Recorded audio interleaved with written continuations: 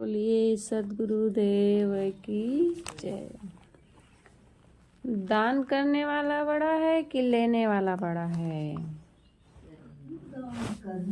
अब प्रश्न होता है कि दान करने वाला बड़ा है कि लेने वाला बड़ा है? करने वाला, दान करने वाला बड़ा है। उत्तर में तो यही होता है कि दान करने वाला बड़ा होता है।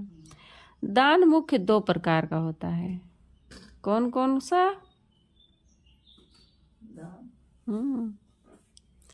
दान दो प्रकार का होता है।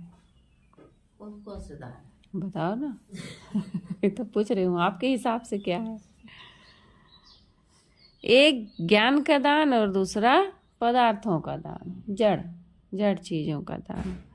ज्ञान का दान करने वाला सदैव बड़ा होता है। ज्ञान दान देता है वो सदैव बड़ा होता है। जिससे बच्चे को शिक्षक ज्ञान देता है तो बड़ा हुआ ना, शिक्षक बड़ा हुआ। शिष्य से गुरु एवं जनता से संत जन सदैव बड़े होते हैं, क्योंकि वे लोग इनको ज्ञान का मार्ग दिखाकर इन्हें प्रकाश की ओर ले जाते हैं। जो हमें ज्ञान का मार्ग बता करके अंधेरे से प्रकाश की ओर ले जाता है वो हमेशा बड़ा होता है। तो जो हमें ज्ञान दान देता है वो सदैव बड़ा होता है। ज्ञानदाता शिक्षक अपने को बड़ा नहीं मानता। विवेकवान शिक्षक विचार करता है श्रोता जन का ही उपकार मेरे ऊपर है। क्यों उपकार मानता है श्रोता का? क्योंकि श्रोताओं को ज्ञान उपदेश करने के लिए शिक्षक को पहले नाना ग्रंथों का अध्ययन करना पड़ता है। ऐसे कोई ज्ञान नहीं दे देता है। उसने मेहनत की है, बहुत शास्त्रों को छाना है, बहुत से अध्ययन किए हैं, तब जा कर के वो किसी को दो शब्द बताने के योग्य होता है। तो शिक्षक को पहले नाना ग्रंथों का अध्ययन करना पड़ता है, बहुत सी जानकारी करनी पड़ती है। सदग्रंथ अध्ययन, सत्संग, स्वयं विवेक से शिक्षक अधिक ज्ञान संपन्न हो जाता है। ये सौभाग्य उसे कौन देता है? श्रोता ही देते हैं। श्रोता ही अगर न जाए तो उसको सुनने के लिए तो उसका ज्ञान किस काम का है? जब श्रोता जहाँ है वहीं उसी से, श्रोता से ही शिक्षक की और मर्यादा बढ़ती है। उनको इतने लोग सुनते हैं, क्यों? लोग उनको पसंद कर रहे हैं। अभी सुनने वाले ना जाए तो फिर कोई मतलब नहीं है शिक्षक का, कितना भी बड़ा वो ज्ञानी बना बैठा रहे। तो ये सौभाग्य उसे श्रोताओं को शिक्षा देने के आधार से ही मिलती है। शिक्षा देते समय ज्ञान की व्याख्या करने में जितनी शिक्षक की तत्परता रहती है उतनी तत्परता श्रोता की प्राय नहीं रहती है। शिक्षा देने के काल में जितना लाभ वक्ता का होता है उतना लाभ श्रोता नहीं उठा पाते हैं। जितना विचार देने वाला लाभ ले लेता है उतना लाभ श्रोता जन नहीं उठा पाते हैं, क्योंकि बोलने वाला बिल्कुल ध्यान में रख के एकाग्र हो करके वो बोलता है। उसका चित्त इधर उधर भटका तो उसका पॉइंट ही समाप्त हो जाएगा। लेकिन श्रोता है तो बैठे हैं, थोड़ा देर इधर सुनेंगे, थोड़ा देर वहाँ चले जाएंगे, वहाँ मन चला गया उनका। लेकिन बोलने वाले का मन उतनी देर बिल्कुल नहीं इधर उधर होता है, उसका मन एकाग्र रहता है। तो श्रोता ज़्यादा लाभ उठाता है। शिक्षक वक्ता, श्रोता उतना लाभ नहीं उठा पाते हैं। ऊंचे ऊंचे सद्गुण सदाचारों की बारंबार शिक्षा देते रहने से अपने शेष रहे हुए दोषों पर शिक्षक गलानी करता है। ये विचार करता है दूसरों को उत्तम शिक्षा देकर स्वयं उस पर न चलूंगा तो शिक्षा का क्या प्रभाव होगा। जो शिक्षक होता है वो सोचता है कि हम दूसरों को तो उपदेश कर रहे हैं लेकिन स्वयं नहीं उस पर चल रहे हैं तो लोग हमें क्या कहेंगे। वो ऐसा सोच करके प्रयास करता है कि नहीं, हम ऐसा जीवन जिएंगे। वो कुछ मेहनत करता है अपने ऊपर, लेकिन सुनने वालों को क्या है, सुन लिए और इस कान से उस कान निकाल दी, छुट्टी। तो दूसरों को उत्तम शिक्षा देकर स्वयं उस पर अगर नहीं चलूंगा तो शिक्षा का क्या प्रभाव होगा। गुरुदेव जी को भी हम लोगों ने देखा है, कोई भी नियम बनाते थे, कुछ करते थे तो पहले स्वयं उस पर चलते थे, उस नियम का स्वयं पालन करते थे, तब दूसरों को उसे बताते थे। और अगर गुरुदेव जी न चलते तो फिर दूसरे लोग कहाँ चलने वाले हैं। तो यह अपने दोषों को त्यागने के लिए तत्पर रहता है।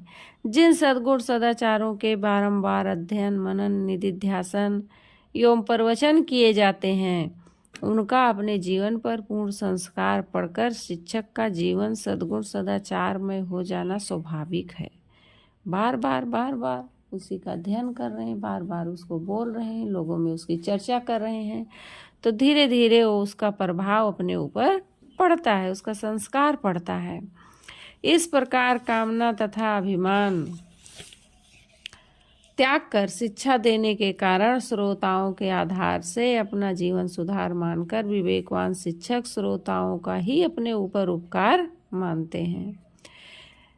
उपयुक्त रीति से होने पर भी गुरु, संत एवं ज्ञान के महत्व को देखकर यही कहना पड़ेगा कि स्वरूप ज्ञान देने वाले शिक्षक सदैव सर्वश्रेष्ठ हैं। जो वैराग्यवान संत गुरु संसार की सब कामनाओं से निर्वृत्त हो गए हैं, वह किसी को उपदेश देना भी अपने लिए उपाधि रूप समझते हैं। वे मुमुक्षुओं पर दर्वित होकर ही ज्ञान का दान करते हैं। ऐसे ज्ञान के दाता सद्गुरु संत जन सबके सिर मुकुट हैं। जो वैराग्यवान हैं, संसार से पार हो गए हैं, कामनाओं से पार हो, संसार से पार होना यानी कामनाओं चाहनाओं से पार हो जाना, विकारों से पार हो जाना। जो पार हो गए हैं वो भी, उनको कोई उत्सुकता नहीं रहती है कि लोगों के बीच जा करके हम उनको शिक्षा दें, इतना बता दें, इनको इतना कह दें, ऐसा उनके मन में कोई चाहना नहीं होती है। वो तो उन सब से पार हो गए रहते हैं, लेकिन फिर भी संसार के दुख को देख करके वो दर्बित होते हैं, वो उनके ऊपर दर्बित होते हैं और जा करके अपने ज्ञान का दान करते हैं। और ऐसे ज्ञानदाता सतगुरु संत जन सबके सिर मुकुट हैं। संसार में सब दानों से अनंत गुणा श्रेष्ठ स्वरूप ज्ञान का दान है, उसका दाता सर्वोपरि है। दूसरा दान सांसारिक पदार्थों का होता है, अन्न, जल, द्रव्य, वस्त्र आदि का दान होता है। इसमें भी दो प्रकार के होते हैं, एक तो पूजा सेवा रूप में दिया जाता है और दूसरा कर्तव्य दृष्टि से। तो पूजा सेवा में जो दिया जाता है उसमें तो देने वाला सदैव लघु भाव वाला होता है, एवं जिन संत गुरु तथा विवेकवान को कुछ देता है उसको सदैव पूज्य रूप समझता है। विवेकवान संतों की ओर से नित्य दुखदायी अविनाशी स्वरूप ज्ञान का दान जनता को मिलता है।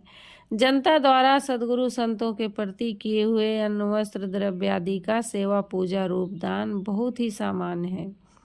गुरु संतों का प्रत्युपकार तो किसी प्रकार भी नहीं किया जा सकता। भक्त जन सद्गुरु संतों को जो कुछ भौतिक पदार्थ देते हैं वे उसको दान और अपने को दाता नहीं मानते, बल्कि संतों को सर्वोपरि पूज्य समझकर और अपने को उनका सेवक मानकर अपने अंतःकरण की शुद्धि के लिए भौतिक पदार्थों से उनकी सेवा पूजा करते हैं। दूसरा दान जो कर्तव्य पालन की दृष्टि से किया जाता है उसमें भी दो प्रकार होते हैं। एक अधिक धन होने से उसे किसी धार्मिक कार्य में लगा दिया जाता है और दूसरा किसी दीन दुखी को देखकर कुछ दे दिया जाता है। जो कर्तव्य पालन की दृष्टि से किया जाता है उसमें भी दो प्रकार से होते हैं। कौन कौन? कर्तव्य पालन की दृष्टि से अभी तो बता रही हूँ। कैसे की? दो प्रकार के जो कर्तव्य पालन की दृष्टि से किया जाता है दान, वो भी दो प्रकार से किया जाता है। तो कौन कौन है दो प्रकार? कर्तव्य है देना है, दान करना है, दान करते हैं। एक है दो प्रकार के, एक है किसी धार्मिक स्थल में, चलो हमारा कर्तव्य हमारे पास है तो कहीं धार्मिक जगह में उसको दे दिया जाता है, और दूसरा है किसी दीन दुखी गरीब को देख करके वहाँ दान कर दिया जाता है। अब आया? अब नहीं भूलोगी, ध्यान नहीं रहता है। तो दूसरा किसी दीन दुखी को देख करके कुछ दे दिया जाता है। जिसके पास अधिक धन है वह धार्मिक कार्यों में अपना धन लगा देना रूप दान करता है, और वह भी बड़ा नहीं माना जा सकता, क्योंकि जो लोक परलोक का सुधार एवं अपना कल्याण चाहता है उसे अपना अंतःकरण को शुद्ध करना अति आवश्यक है। और अंतःकरण तभी शुद्ध होगा जब उसके जीवन में त्याग आएगा। अब त्याग भी दो प्रकार का होता है। ध्यान से सुनना।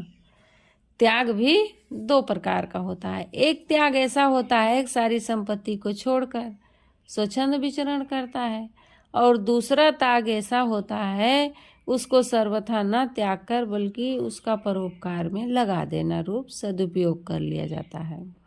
त्याग दोनों ही है, चाहे धन को छोड़कर असंग होकर विचरण करे एवं चाहे उसका सदुपयोग करे। जिनकी जैसी योग्यता हो उनको उसी प्रकार त्याग करना चाहिए। जिसे धन कुटुंब आदि छोड़कर विचरण करने की योग्यता नहीं है वह परोपकार कर अपने धन का सदुपयोग भी नहीं करता। जिसे धन कुटुंब छोड़कर विचरण करने की योग्यता नहीं है और वह परोपकार कर अपने धन का सदुपयोग भी नहीं करता तो उसका अंतःकरण मलिन बना रहता है। या तो फिर छोड़ करके पूरा स्वतंत्र हो जाओ, घर परिवार के लोग होंगे वो लेंगे ही, और या तो फिर नहीं छोड़ सकते हो तो फिर उसका सदुपयोग में लगाओ, और सदुपयोग भी नहीं करते हो तब फिर मोह है, समझो सदुपयोग में भी नहीं लगा रहे हैं तो फिर मोह है, और जहाँ मोह होगा वहाँ मन मलिन होगा, वहाँ हमारा अंतःकरण पवित्र नहीं हो सकता है। तो सदुपयोग रहित सांसारिक पदार्थों एवं धन का संग्रह करना मानो पाप का संग्रह करना है। जितना हम सांसारिक पदार्थों को संग्रह करते हैं समझो क्या कर रहे हैं, पाप का संग्रह कर रहे हैं। जो अपने धन का सदुपयोग नहीं करता, उसे परोपकार में नहीं लगाता, दिन रात धन के संग्रह में ही लगा रहता है, उसके वर्तमान और भविष्य दोनों अंधकार में हैं। वेद व्यास जी तो यहाँ तक कहते हैं, यावत भ्रियेत जठरम तावत स्वत्वम ही देहिनाम अधिकम यो भिमन्येत सा स्तेनो दंड महर्ति। अर्थात जितने में पेट भर जाए उतने ही पर प्राणियों का अधिकार है। कौन कह रहा है इसको? वेद व्यासी। जितने में पेट भर जाए उतने ही पर प्राणियों का अधिकार है। इससे अधिक पर जो अपना अधिकार मानता है वह चोर है, उसे दंड मिलना चाहिए। जमा वमा नहीं करना है भैया, नहीं दंड मिलेगा, चोर है वो कह रहे हैं। तो इसका तात्पर्य नहीं है किसी को कभी किंचित भी संग्रह नहीं करना चाहिए। गृहस्थ आश्रमधारी एवं समाज प्रबंधक को सहज रूप से प्राप्त पदार्थों का उचित संग्रह रखते हुए पर सेवा द्वारा उसका सदुपयोग करते रहना चाहिए। जिस कुएं में से जल नहीं निकलता वह कुआं गंदा हो जाता है। जिस कुएं से जितना ही अधिक जल निकलता है वह उतना ही स्वच्छ रहता है। यदि कोई कुआं अपना जल किसी को न दे तो इसमें किसकी हानि होगी? जल पीने वाले तो कहीं न कहीं जल पा ही जाएंगे, कुआं की ही हानि होगी। कैसे हानि होगी कुआं की? पानी गंदा हो जाएगा। इसी प्रकार कोई कुआं यदि अपना जल दूसरों को भली भांति देता है तो कुएं का ही लाभ होता है, क्योंकि देने से वह स्वच्छ रहता है। जल देने से मुख्य कुएं का ही लाभ होता है। जड़ कुएं का दृष्टांत एक अंक का है। इसी प्रकार मनुष्य दान कर यदि अपने धन का सदुपयोग नहीं करेगा तो फिर उसका अंतःकरण गंदा हो जाएगा। दान करने में मुख्य उसका ही स्वार्थ है, जो अपने वर्तमान और भविष्य को उज्जवल करना चाहता है, जो अपने लोक परलोक बनाना चाहता है। जिसे कल्याण की इच्छा है उसे चाहिए कि वह अपने धन को यथा योग्य एवं यथाशक्ति परोपकार में लगाकर उसका सदुपयोग करता रहे। यदि मनुष्य धन को छोड़कर विचरण न कर सके और दान भी न कर सके तो इस दशा में धन वाले का अंतःकरण मलिन बना रहेगा। उसके लोक परलोक दोनों बिगड़ेंगे, क्योंकि धन का सदुपयोग हुए बिना मनुष्य का धन में राग और भोग की वासना बनी रहती है। ये राग और भोग वासना ही अंतःकरण मलिन होने के मुख्य कारण है। इसलिए विचारवान सज्जन दाता दान स्वीकार करने वाले का अपने ऊपर उपकार मानते हैं तथा उनको अपने से श्रेष्ठ मानते हैं। अधिक धन इकट्ठा है वो जानो पाप ही इकट्ठा है। दान करना मानो सिर से पाप की गठरी फेंक देना है। दान देने वाले का उपकार दान स्वीकार करने वाले पर नहीं है, बल्कि दान स्वीकार करने वाले का उपकार दान दाता पर है। दान स्वीकार करने वाले का उपकार दान दाता पर है, क्योंकि दान देने वाला जड़ पदार्थों का दान करता है और दान स्वीकार करने वाले के आधार पर उसे अमौलिक अंतःकरण की शुद्धि मिलती है। कभी नहीं सोचना चाहिए कि हम उनको दे करके उनके ऊपर उपकार किए हैं, हम अपने सुख के लिए ऐसा करते हैं। जो दाता विचारवान है और दान स्वीकार करने वाले का अपने ऊपर उपकार मानते हुए बड़ी ही विनम्रता से दान करता है। वह यह नहीं समझता कि मैं करता हूँ और कर रहा हूँ, बल्कि वो ये समझता है कि धन आदि के कारण मैं मलिन हो गया हूँ, मैं अपने मल को धो रहा हूँ। दान स्वीकार करने वाले को वो समझता है इनका हमारे ऊपर बड़ा उपकार है, इनके द्वारा हमारा जीवन उज्जवल हो रहा है। जो दीन दुखी एवं लाचारों को दिया जाता है उसमें भी विचारवान दाता अपने को बड़ा एवं उन दुखियों को छोटा नहीं समझता। वह तो यही समझता है कि हमारा कर्तव्य है यथाशक्ति कुछ देना। कैसे? दोनों हाथ उलीचिए यही सयानो, जो जल बाढ़े नाव में, घर में बाढ़े दाम। दोनों हाथ उलीचिए यही सयानो काम। किसी की अपाहिज लाचार एवं भूखा व्यक्ति आकर कुछ मांगे और योग्यता होने पर भी वह यथाशक्ति उसे कुछ ना दे तो अपना कर्तव्य नहीं निभा रहा। अपने कर्तव्य को निभाने के लिए कुछ ही देना चाहिए। यदि मनुष्य अपना कर्तव्य पालन न करे तो उसका पतन होता है। अपने को पतन से बचाकर उन्नत मार्ग पर ले जाने के लिए कोई अपना कर्तव्य पालन करे तो उसी का उसमें स्वार्थ है। एक विचारवान सज्जन नित्य दान करता था। दान करते समय वह बहुत नम्र रहता था, अपने मुख को नीचे किए रहता था। एक दिन एक व्यक्ति ने पूछा, आप दान करते समय सिर नीचे क्यों किए रहते हैं? सज्जन ने कहा, सिर नीचे किए रहने में पहली बात यह है कि धन होते हुए यदि कोई असहायों को न दे तो उसका अंतःकरण अशुद्ध रहता है। अपने अंतःकरण के शुद्धि रूप स्वार्थ बस मैं दान करता हूँ, इसमें मेरी कोई बड़ाई नहीं है, परंतु लोग मेरी बड़ाई करते हैं, मैं लज्जित हो जाता हूँ, इसलिए सिर नीचे करके दान करता हूँ। धन जड़ पदार्थ मेरे नहीं हैं, वे समाज के हैं, मैं उन्हें समाज को लौटाता हूँ, इसमें मेरी कोई बड़ाई नहीं है। फिर भी लोग मेरी बड़ाई करते हैं, इसलिए मैं लजा जाता हूँ। तीसरी बात यह है कि बैंक या डाक खाने में किसी के जमा किए हुए रुपए बैंक या डाक खाने का कर्मचारी रुपए वाले को देता है तो उस कर्मचारी की कोई विशेषता नहीं है, क्योंकि वे रुपए तो उसी के हैं। देने वाला कर्मचारी तो निमित्त मात्र होकर उसी के रुपए ब्याज जोड़ कर देता है। इसी प्रकार यह निश्चय है कि जिनको जो कुछ कहीं भी मिलता है वह उनके प्रारब्ध कर्म का ही फल है। अतः दान दाता तो केवल कर्मचारी रूप होकर अपना कर्तव्य पालन करता है। यदि कर्तव्य ना पालन करे तो दोष का भागी हो। दान करने में मेरी कोई बड़ाई न होने पर भी लोग बड़ाई करते हैं, इसलिए मारे लज्जा के मैं गड़ जाता हूँ। दान करते समय लज्जा बस सिर नीचे रखता हूँ। दान के विषय में पात्र अपात्र का विचार करना परम आवश्यक है। पात्र को देने में सुफल और अपात्र को देने में कुफल होते हैं।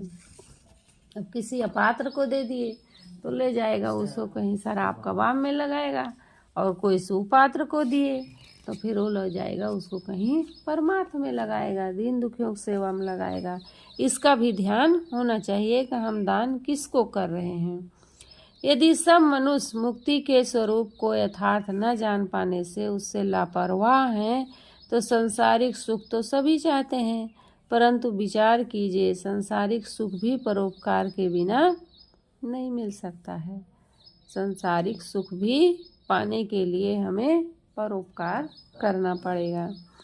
जो पूर्व जन्म में अच्छे कर्म किए थे वे आज सांसारिक सुखों को प्राप्त हैं, जो आज पुनः करेंगे वे फिर आगे पाएंगे। जो शुभ कर्म नहीं करेगा वह सांसारिक सुख भी क्या पाएगा। मनुष्य मात्र को चाहिए कि अहिंसा, दया, दान, परोपकार, सत्संग करते रहे। मनुष्य मात्र को चाहिए यदि अपने जीवन में वो सांसारिक सुखों को प्राप्त करना चाहता है तो फिर उसे क्या करते रहना चाहिए? अहिंसा, दान, पुण्य, परोपकार, सत्संग, सत्शिक्षा, इसको हमें करते रहना चाहिए अपने जीवन में। तो दान करने वाला बड़ा है कि लेने वाला बड़ा है? करने वाला भी बड़ा है और लेने वाला भी बड़ा है। अगर वो दान नहीं लेगा कोई हमसे, उपकार उसका है कि जो ले रहा, हमसे लेगा ही नहीं, तो हम कैसे हमारा अंतःकरण शुद्ध होगा? उसका भी बहुत बड़ा उपकार होता है कि जो कुछ ले लेता है। बोलिए सद्गुरुदेव की जय।